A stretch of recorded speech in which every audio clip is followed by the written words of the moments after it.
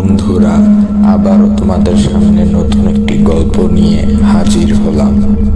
আজকের গল্পটির নাম মর্গের অন্ধকারে আটকে থাকা আত্মা।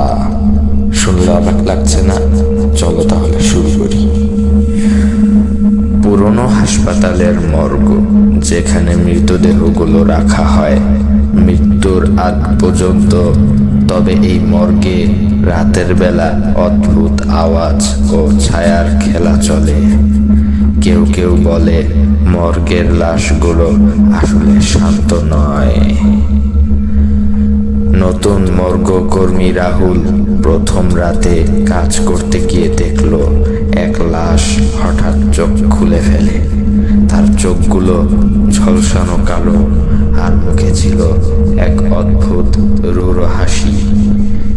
লাশটি উঠে দাঁড়িয়ে ধীরে ধীরে রাহুলের দিকে এগিয়ে এলো। আমাদের আর থাকতে হবে না, বলল সেই লাশের আওয়াজ। আমাদের জীবিতদের মতো মরতে হয়েছিল, কিন্তু তারা আমাদের ভুলে গেছে। রাহুল পালাতে চাইল, কিন্তু মর্গের দরজা আটকে গেল। লাশগুলো একে একে উঠে দাঁড়ালো।